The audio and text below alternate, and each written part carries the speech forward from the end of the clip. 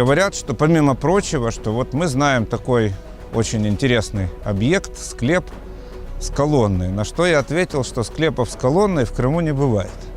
Значит, и пока я сам своими глазами это не увижу, я в это не поверю.